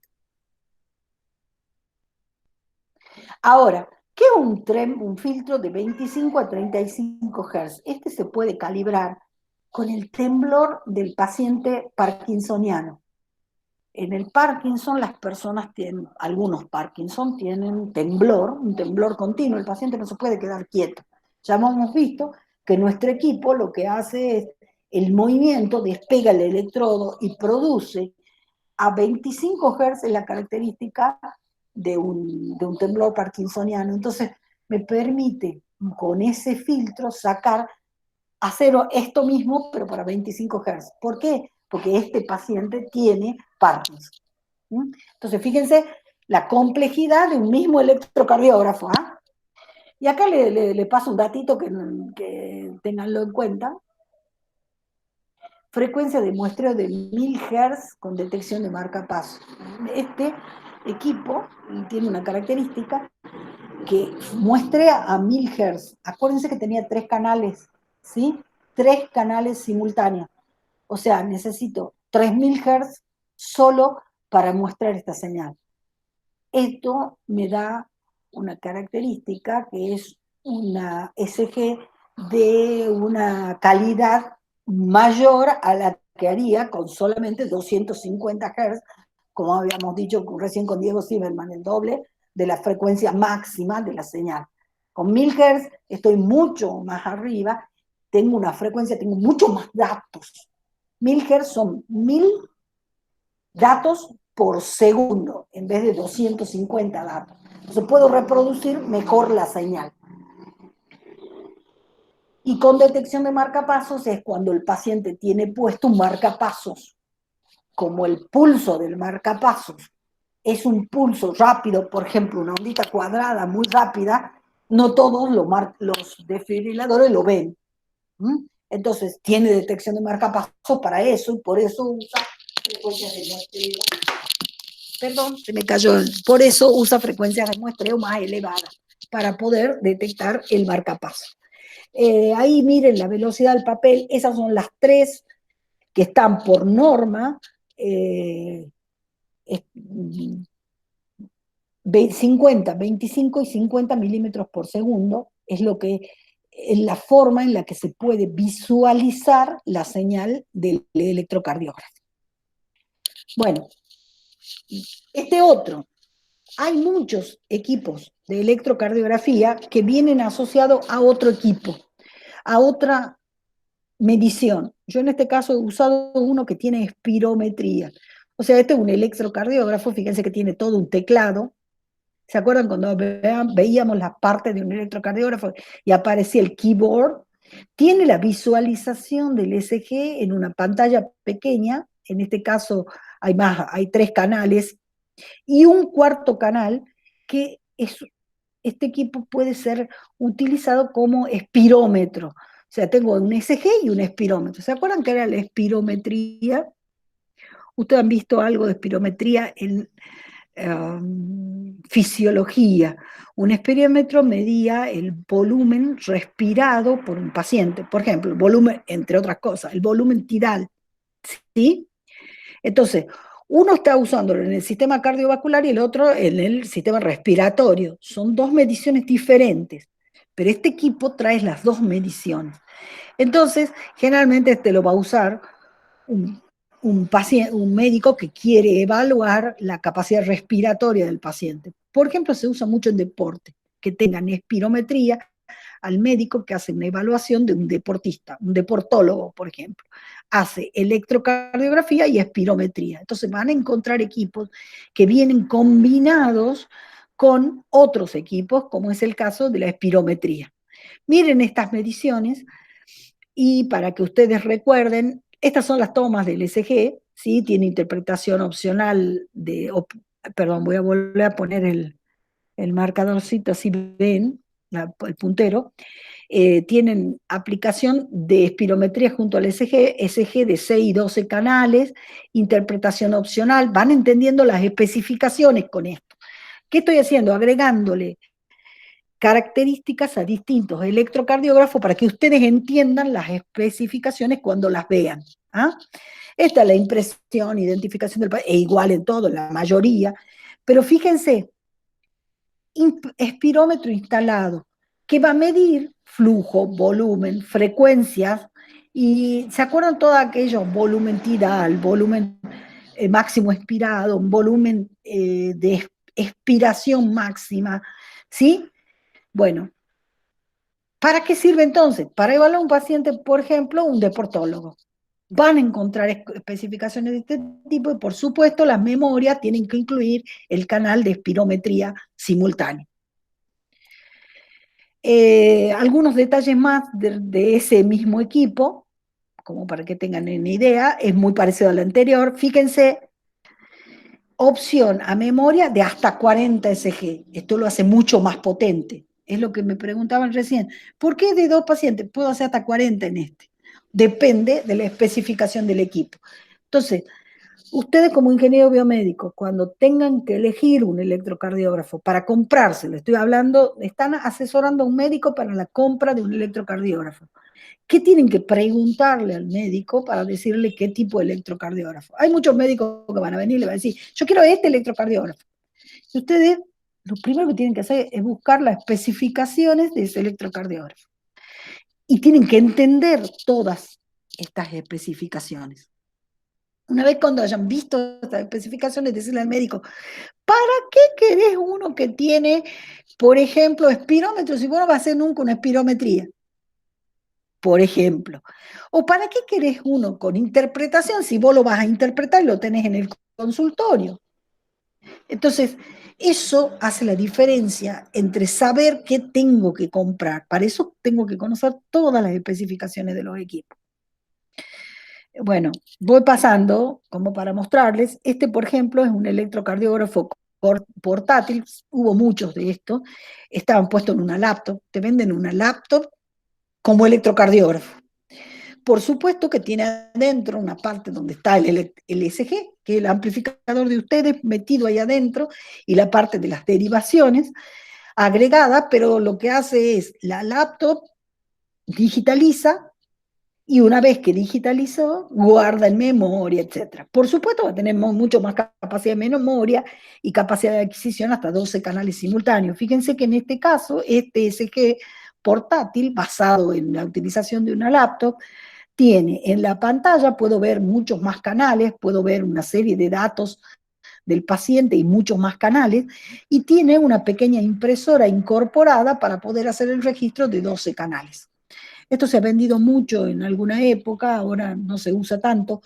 ¿Por qué? Porque los software de los equipos quedan viejos muy rápido, qué sé yo, basado en Windows 7, en Windows 10, y mañana te cambian y no tenés los repuestos para esto, entonces se ha dejado de usar tanto este tipo basado en PC. Es más, algunos equipos lo que hacen es traer el equipo, la parte del electrocardiógrafo y la conexión a una PC con un software que sí es actualizable, pero no se compra todo el equipo basado en la PC como es este el caso. Lean las especificaciones, van a ver que también tiene un puerto de comunicación RC232 para poder sacar los datos, por ejemplo, para utilizarlos después en otra cosa, una pantalla diferente, ¿sí? Que permite ver muchos canales, etc. ¿Ah? Fíjense que la característica que tiene una impresora térmica, esto es, tiene un papel termosensible y imprime por calor. El papel de estos suelen ser bastante caros y quedas atado al proveedor de este tipo de papel térmico, que es caro, para poder imprimir y darle el registro al paciente. Generalmente un médico te da un registro de la señal, aunque sea en papel. Hoy en día te pueden llegar a dar un pendrive o mandarte el archivo, pero el registro en papel sigue siendo, si uno va al cardiólogo a que le hagan un ECG para que el médico que me va a operar o el quirúrgico le lleve el informe seguramente va a llevar este papel. Entonces necesitan imprimirlo de alguna manera. ¿Ah? Es una cuestión de costumbre cómo se entrega el informe al paciente. Podría llegar un informe que diga ECG normal, ¿sí? Otros entregan en el papel. Si me ato a una impresora específica con un papel característico, bueno, esto puede llegar a resultar muy caro. Esto les estoy dando como una especie de evaluación de tecnología de los distintos tipos de electrocardiógrafos disponibles. Este, por ejemplo, es otro basado en PC. Como les decía recién, el otro lo tenía todo incorporado dentro de la computadora. Esta es una PC normal a la cual le agrego este que es mi electrocardiógrafo. ¿Ven los cables al electrocardiógrafo y después la conexión de esta caja a tu PC que tiene el software para hacerlo digital y todo lo demás? ¿Sí? Entonces, lo bueno de esto es que nosotros compramos este equipo y lo que hacemos es modificar el software que está en la PC para poder verlo. ¿Ven las diferencias? Hay distintas maneras de mostrar esto. Esto permite, por ejemplo, entre otras, la capacidad de trabajar en redes. Esto sirve mucho para que alguien registre el ECG en un determinado lugar y se lo suba a la computadora, a una serie de cardiólogos o a una mesa de médicos para que hagan un análisis, ¿sí? Bueno, era como para mostrarles diferentes especificaciones. Por último, les voy a dar que es electrocardiografía de esfuerzo o Holter.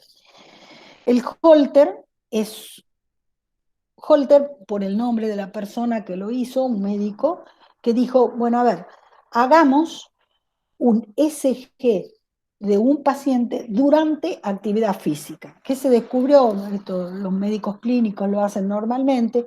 El paciente en estado de reposo estable en la camilla del consultorio tiene un ECG normal. Ahora, lo pongo a correr un poquito y tiene una arritmia, y se le desata una arritmia. Esa arritmia generalmente está relacionada al consumo de alguna energía en el paciente. Esto es la disponibilidad del calcio, por ejemplo. Ustedes saben que los miocitos cardíacos dependían de la disponibilidad del calcio o del potasio para descargar correctamente. Resulta que cuando el paciente corre al colectivo, se le desata una arritmia. ¿Por qué? Porque se consumieron los iones que tenía y tiene una arritmia, pero no la veo en el consultorio. Entonces, ¿qué hacemos? Le hacemos un electrocardiógrafo de esfuerzo. ¿Qué es el electrocardiógrafo de esfuerzo? Esto requiere que el equipo sea un equipo de tipo portátil con cables conectados, cosa que yo al equipo se lo ponga al paciente. Fíjense que acá tiene un electrodo y el otro. No está midiendo una derivación electrocardiográfica específica, sino que lo está poniendo sobre el tórax del paciente. El equipo en general puede ir puesto en el pantalón del paciente y lo que vamos a hacer es ponerlo a hacer gimnasia, por ejemplo, en una bicicleta o en una caminadora.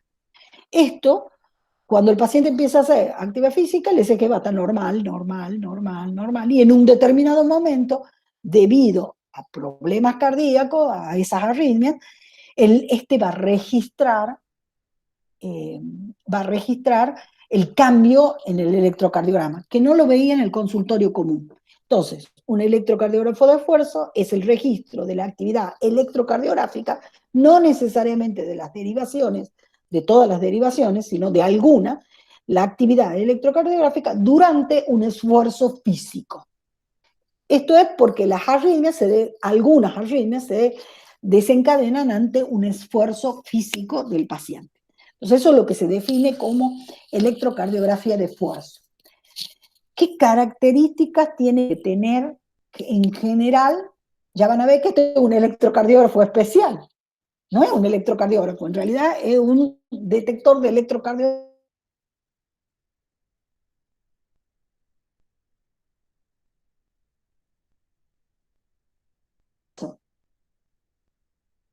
¿Entendido? En la próxima clase, del lunes que viene, yo le voy a preguntar, ¿cuál era la norma del electrocardiógrafo de esfuerzo? ¿Por qué? Porque tiene características diferentes. Por ejemplo, utiliza baterías recargables. ¿Por qué? Porque necesita autonomía mientras el paciente se está moviendo. Después, acuérdense, mientras el paciente se le está registrando. Después, acuérdense que el paciente se va a estar moviendo. Los filtros para despegue de electrodos y estas características deben estar exaltadas, ser mejores que en el electrocardiógrafo común, donde el paciente está en absoluto reposo. a veces en este tipo de electrocardiógrafo la línea de base se mueve bastante y no tiene que ver con una patología, sino con el movimiento del paciente, con la forma en la que registro el paciente. Entonces, estos van a tener generalmente más requerimientos en cuanto a los niveles de continua que puedo tener a la entrada debido al movimiento del paciente y al despegue de los electrodos. Generalmente estos tienen una capacidad de memoria más grande. Ya miren, estábamos hablando de memoria hace 2 pacientes, después hemos visto 40 SG y ahora estamos viendo memorias del orden de los 16 megabytes. ¿Qué? 16 megabytes hoy es nada, ¿no es cierto? Pero bueno, no los tenían, el equipo la tiene ahí adentro a la memoria, los datos se convierten se convierten a digitales y se guardan en la memoria del equipo, después los bajo del equipo. Entonces, estos 16 megabytes es la capacidad de la memoria total. ¿Y por qué tanto? ¿Cuántos SG? Y este es el ejercicio que les pongo ahora y lo escribo acá. Dato. Entonces, lo primero era, voy a poner la pluma, y ahí voy a poner norma.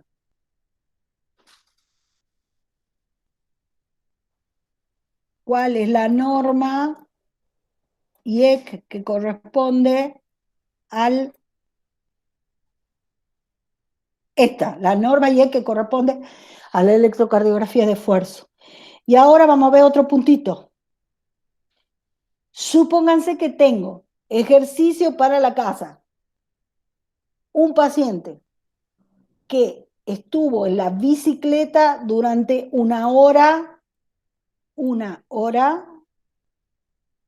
10 minutos. 10 minutos. Y yo le tengo que registrar de esa hora 10 minutos el electrocardiógrafo de un canal. Un canal como este, ¿ven? Tiene 2 electrodos, mide un canal de SG. Ahora, supongamos que la frecuencia de muestreo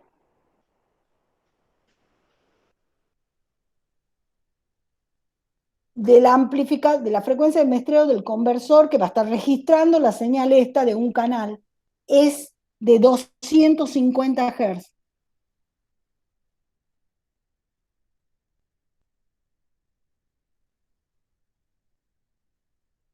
Entonces, con estos datos, yo quiero que me digan la cantidad de memoria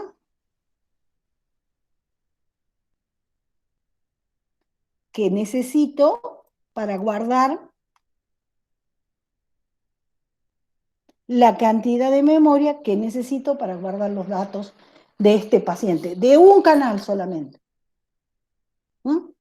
Este ejercicio lo van a terminar de clarificar mañana, Fernando, cuando les explique frecuencia de muestreo y demás, pero yo creo que ya lo pueden calcular con los datos que traen desde la electrónica. Esto me va a decir qué cantidad o capacidad de la memoria tendría para ver este paciente que anduvo 10 minutos en una bicicleta. ¿Por qué? Porque antes lo que los médicos hacen es ponerle distinta carga a la bicicleta, como cuando ustedes van al gimnasio y hacen ejercicios sobre la bicicleta y la profesora le va diciendo aumente la carga, baje la carga. Entonces ellos tienen protocolos para hacer que ese corazón, bueno, me muestre si tiene o no tiene una arritmia. También este electrocardiograma de esfuerzo suele ser un elemento que en la electrocardiografía de esfuerzo se utiliza para evaluar los deportistas. Ustedes deberían hacerse un electrocardiograma de esfuerzo para, por ejemplo, empezar una actividad física en un gimnasio. En algunas provincias existe una ley en la cual es obligatorio. En todos los gimnasios presentan una electrocardiografía de esfuerzo antes de empezar actividad física.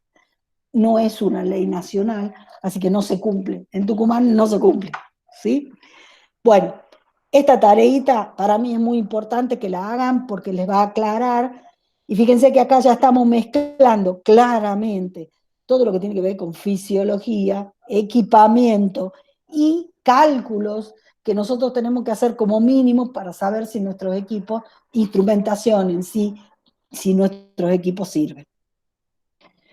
Bueno, con respecto a los software de análisis, yo mencioné que puedo tener un equipito que tenga conectado el electrocardiógrafo, mandar los datos a la computadora y hay un software de análisis. Bueno, hay especificaciones para los software de análisis diferentes. Si a usted le toca un médico cardiólogo y le piden un equipo muy específico, estos software de análisis pueden ser muy distintos. Estoy mirando la hora porque yo a veces me paso, 11:48. Vamos a dar unos 10 minutitos más de clase y vemos hasta dónde llegamos. Los software de análisis lo que hacen es tomar la señal ya digitalizada del electrocardiograma y presentarla de maneras diferentes. Hacer cálculos. Entre esos cálculos podemos pensar por ejemplo, en estadísticas que se le puede hacer a los datos. Miren cómo se presenta una pantalla, por ejemplo, de un software de electrocardiógrafo. Yo puedo ver el electrocardiograma y puedo ver este tópico, fíjense, ¿no? Entonces, la marca, la arritmia, y me hace una serie de mediciones sobre esa arritmia. ¿Qué mediciones? Mediciones estadísticas, ver cada cuánto tiempo se repite, en qué parte del periodo. Fíjense que este tiene una frecuencia baja y después se aumenta un poco la frecuencia del paciente. Pero bueno, esta arritmia aparece en un determinado momento del paciente. ¿Ah? Entonces me puede hacer una serie de cálculos a partir de esta arritmia. Por ejemplo, tendencias de la frecuencia cardíaca, tendencias del segmento ST, variabilidad de la frecuencia cardíaca, son algunas de las cosas que pueden hacer estos equipos. Ahí le he puesto más de esas especificaciones. Y por último, el del prueba de esfuerzo, simplemente quería mostrarle, por ejemplo, ahí está el electrocardiógrafo, todos los cables conectados al paciente, en este tiene varias derivaciones, no una sola como le había mostrado antes, y el paciente en la caminata haciendo el ECG. Le registra el ECG de varios canales. Miren acá claramente que no estoy usando las derivaciones de las piernas y de las manos, ¿sí? No tienen las muñecas. Esta corresponde al brazo derecho. Esta al brazo izquierdo. Y en las piernas probablemente está acá abajo, debajo del codo, y el otro electrodo acá, ¿sí? O sea, sobre el tórax toma aproximadamente como si fueran las derivaciones del triángulo de Eindhoven, pero sobre el tórax. Y estas son todas las derivaciones electrocardiográficas que corresponden a las precordiales. Evidentemente acá estoy tomando todas las derivaciones electrocardiográficas. Probablemente este electrocardiógrafo tenga 12 derivaciones. Pero fíjense, además, este electrocardiógrafo generalmente viene asociado, por ejemplo, a un medidor de ultrasonido para ver el corazón del paciente. Entonces, es como, en vez de espirómetro, un ecógrafo, un ecocardiógrafo. ¿Ah? Ya vamos a ver qué es un ecocardiógrafo, pero bueno. Otro modo de llamarle a la electrocardiografía de esfuerzo o ECG de esfuerzo es ergometría. Entonces, pueden buscarlo como ergometría, que es una tecnología, es un modo de decirle a la electrocardiografía de esfuerzo físico. Creo que con esto termino el PPT que corresponde a y voy a pasar a mostrarles el del otro, así 10 minutitos más. Les hablo de... ¿Sí? Habla Luciano, Sí. Una pregunta. Adelante. ¿Cómo se guarda la información? O sea, hay un valor de potencial que se puede medir y se guarda de forma binaria. ¿Cómo es que se guarda la información en el dispositivo? ¿Cómo se guarda la información en la memoria? ¿A eso te refieres? Sí. Vos tenés un amplificador. El ECG es un amplificador de un potencial, ¿verdad? Entonces, suponete, el que ustedes han usado ganaba 1000 veces, pónganle. Entonces, si yo tengo mi paciente un milivoltio en la entrada, voy a tener un voltio. A ese voltio lo voy a mandar, suponete que tengo un canal, ¿ah? Es para simplificarlo. Si Sí, tengo un solo canal, lo mando a un canal de un conversor analógico digital. ¿Ah? sí, sí, Usted sí. ha visto que es conversión analógica digital. Y a la salida lo tengo al dato, de alguna manera lo tengo al dato en forma digital, en números digitales, en unos y ceros. Cada dato que entra es un 1 y un 0, ¿sí? Un número, una palabra digital. Esa palabra digital se guarda en una memoria en forma secuencial. Para el tiempo 1, el dato 1, el tiempo 2, el dato 2, y así sucesivamente. Entonces queda guardado en la memoria el dato digital. ¿Me entendiste? Sí, perfecto. Entonces, Necesita. para el ejercicio ese que nos dio usted Sí. antes, diríamos que para cada frecuencia de muestreo, si el conversor tiene una resolución de 8 bits, entonces la memoria que ocupa cada vez que toma un dato es un byte. Un byte. Supónete, bueno, olvídate si tiene 8, 16 o 12 bits. Simplemente cada palabra digital ocupa un lugar en la memoria. ¿Entendido? Ah, perfecto. Cada palabra digital, no, olvídate si tiene 8, después podemos discutir la resolución que viene dada por el número de bits, ¿sí? Pero por ahora, lo que yo quiero que ustedes calculen es el tamaño de la memoria. Entonces, supongamos que cada palabra digital, o sea, cada dato es una palabra digital que se guarda en la memoria. Cada dato que guardo con una determinada frecuencia de muestreo va a ocupar un lugar, cada dato o cada palabra digital completa es un dato en la memoria. Entonces lo contemos como dato en la memoria. Es, no lo vean como bytes, sino como, no bits, sino megabytes. Byte es la palabra digital. ¿Entendido? Sí, ¿Me perfecto, siguieron a gracias. eso? Bueno. Me perdí de dónde estaba. Entendieron todos ese concepto, ¿no? Es solamente para el ejercicio específico que yo les había dado. Es muy fácil el ejercicio, ¿no? Ya lo podrían haber hecho. Bueno, esto era prueba de esfuerzo. Yo ahora saco las entradas del API y voy a entrar al otro PPT que tengo, que están todos subidos, este es Holter de SG. Entonces, fíjense, la palabra Holter corresponde, habíamos visto Holter de esfuerzo, que era el electrocardiograma de esfuerzo. ¿Qué es Holter? Holter es el registro, hay una cosa el esfuerzo que es durante el esfuerzo del paciente, durante la actividad física del paciente, por eso se llama Holter, ¿sí? Ahora, acá Holter se refiere que es un estudio de monitorear el ECG durante el registro de un electrocardiograma, o sea, durante 24 horas del paciente. Acá voy a registrar el electrocardiograma durante 24 horas de un paciente. No es en esfuerzo, es en su actividad física normal. Es otro tipo de equipo. Este también corresponde que piensen en cuál es la norma puntero. Otra vez. Me cuesta mucho escribir con esta pluma y no puedo todavía usar mi lápiz, así que ya voy a aprender a usarlo mejor. Porque, ¿cuál es la norma en este caso? ¿Ah? Para el Holter. Entonces, fíjense, la diferencia con el otro es que era en la actividad física y este es en un periodo de 24 horas. ¿Entendido? Entonces, registrar el electrocardiograma de un paciente durante 24 horas. Es un registro de la actividad normal del paciente. ¿Para qué sirven este tipo de registros? Sirve cuando el médico no sabe cuándo se desata la arritmia. Por ejemplo, si yo al paciente le hago un ECG en el consultorio, me da normal. Si le hago un ECG de esfuerzo, ¿por qué consulta el paciente? Porque el paciente siente algo. Por ejemplo, pulsaciones del corazón elevadas. O sea, va al cardiólogo por esa razón.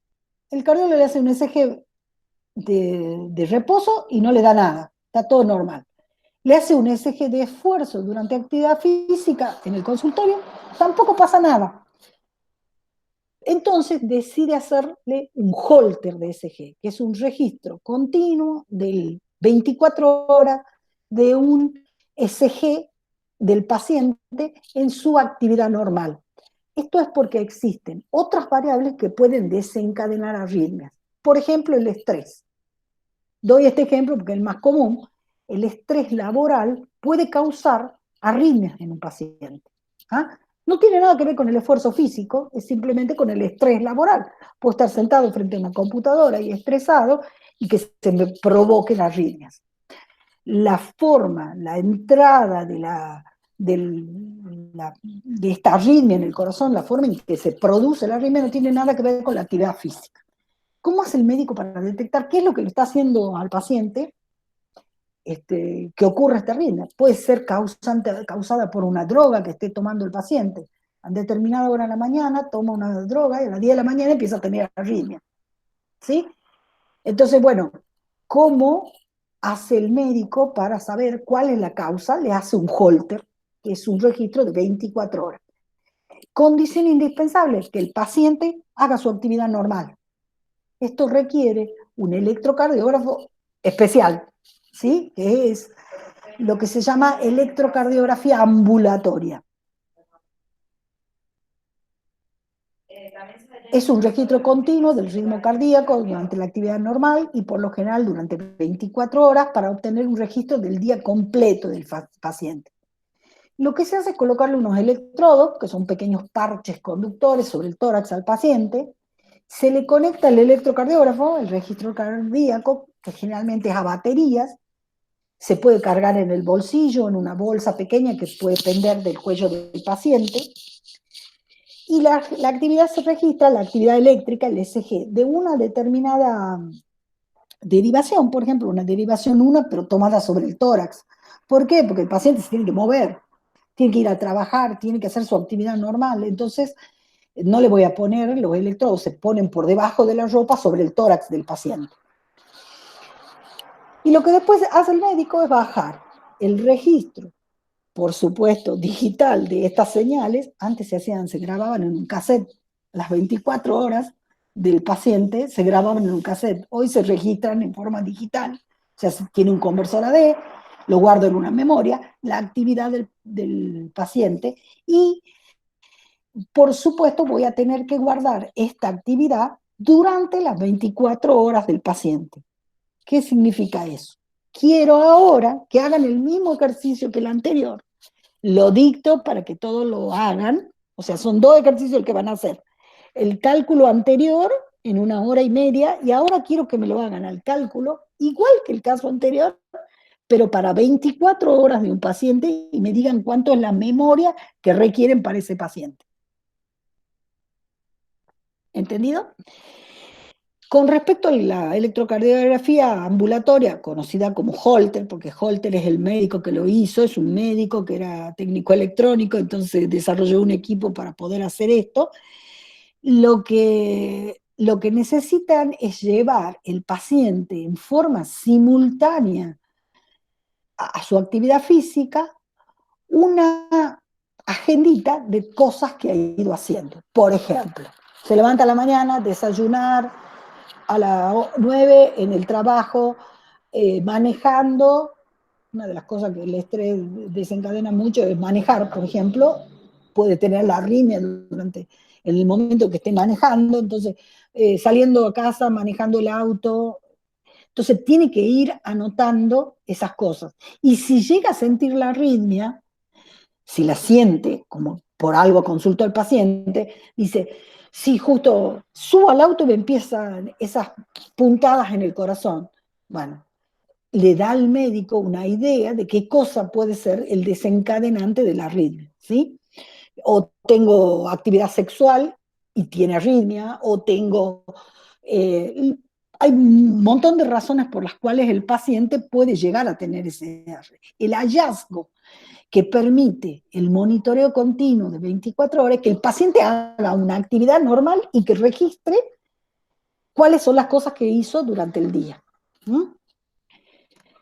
Es muy común que un paciente en las horas que está trabajando tenga arritmia y en la hora que está en su casa no tiene nada. Se le pasa la arritmia. Entonces, bueno, el médico sabrá qué actitud va a tomar respecto de eso.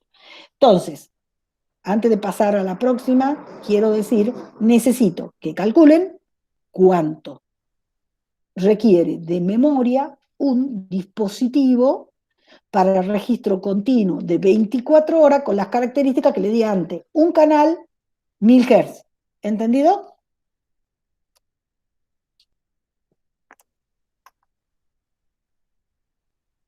Ah. Bueno, entonces, ¿cuáles son las razones por las que se realiza un examen? En general, cuando se administran medicamentos cardíacos, después de un ataque cardíaco, de un infarto, por ejemplo, y para diagnosticar un ritmo cardíaco peligroso o anormal.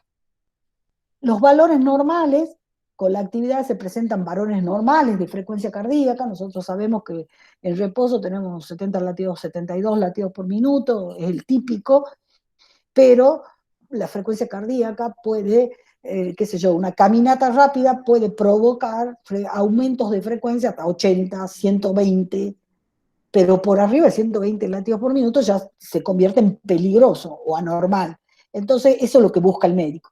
Entonces, se puede calcular con ese ECG de 24 horas la frecuencia cardíaca promedio y relacionar las actividades del paciente. La otra cosa es no ver características del ritmo sin elevaciones del segmento ST. Ustedes saben que después del QRS, el segmento que va desde la S a la T debería ser un segmento plano. Esto es una característica, que ya lo vamos a ver, en el caso del infarto agudo de miocardio, se eleva el segmento ST. No siempre se produce un infarto, pero hay células que se están queriendo empezar a infartarse y el segmento ST se eleva algo, el paciente siente dolor en el pecho. Se observa el segmento ST. Entonces puede haber pequeños momentos en los cuales hay elevación del segmento ST que no termina de generar un infarto general, pero que son la previa a un infarto general. Entonces es una manera de descubrir. ¿Cuáles son las arritmias en general que se busca encontrar? Entonces, fíjense, Holter está relacionado a buscar arritmias. Y acá empiezo con la fisiología, por eso digo que nunca dejen el libro de fisiología lejos. Fibrilación o aleteo auricular, taquicardia auricular multifocal, taquicardias supraventriculares, palpitaciones o pérdida de la conciencia o desmayo por baja de la frecuencia cardíaca. Estas son en general las arritmias más comunes que se detectan con el Holter. Les pediría, por favor, yo sé que no han visto demasiadas patologías y que algunas les resultan conocidas y otras no, pero simplemente en la próxima clase les voy a hablar de cada una de ellas. Quiero que lean un poquitito de cuáles son estas arritmias para que lo tengan claro. ¿Ah? No sé cómo estamos con la hora. A ver, son las 12:06, como empezamos unos 15 minutos tarde, pero ya llevo casi 2 horas hablando y no me gustaría hacerlo demasiado más grande. Voy a parar acá y simplemente me falta darle algunas especificaciones técnicas de los Holters y características que los hacen diferentes. Lo que sí les pido es que para mañana traten de calcular esas dos cosas que le di, la del Holter de esfuerzo, la del ejercicio de electrocardiograma de esfuerzo y la del electrocardiograma de 24 horas, para que podamos continuar. Lo que quiero es que me calculen la memoria. Yo mañana les voy a pedir lo siguiente. Un vocero por grupo va a contar cómo hizo el cálculo. ¿Entendido? ¿Cuántos grupos tenemos, Gaby?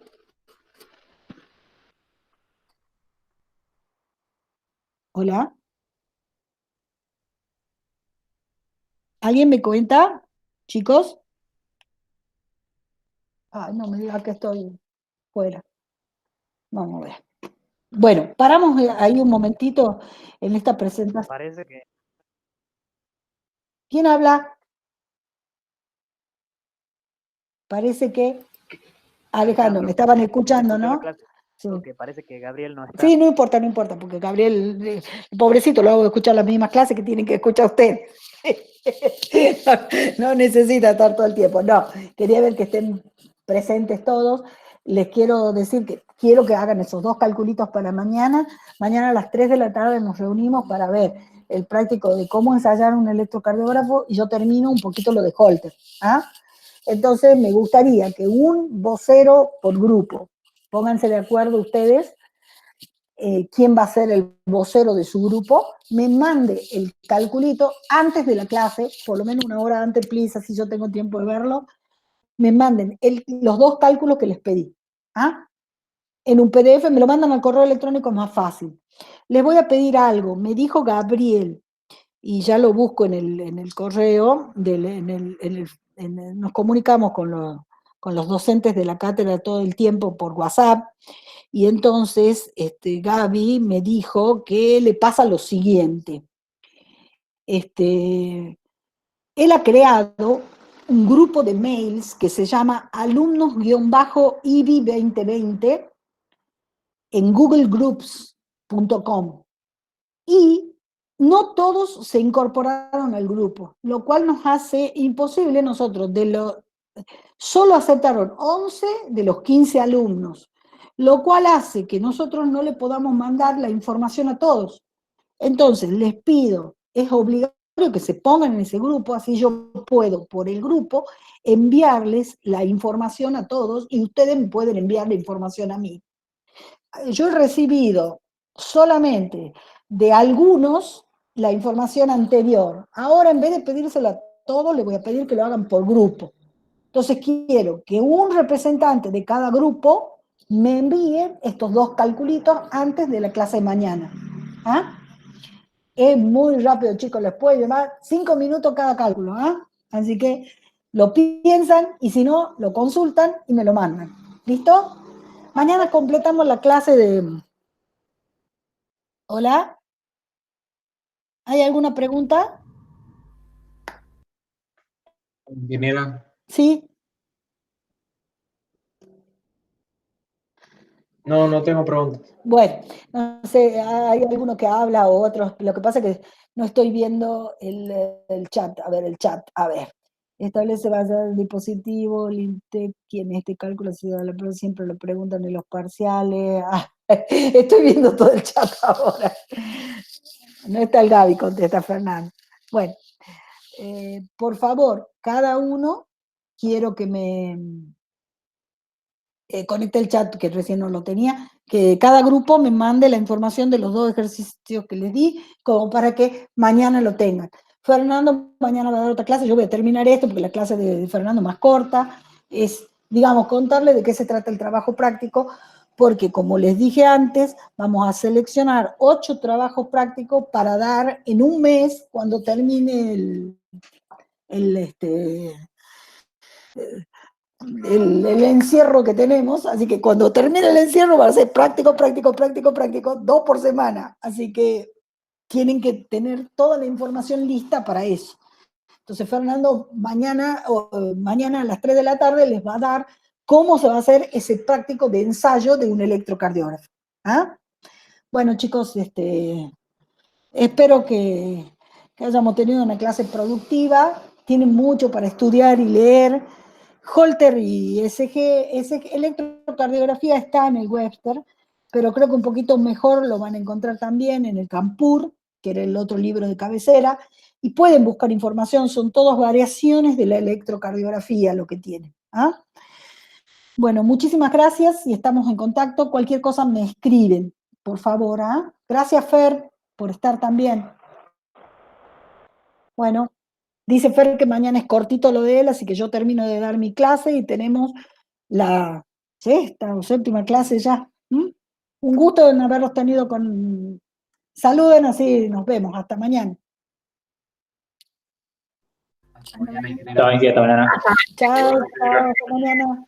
Bueno, hasta luego.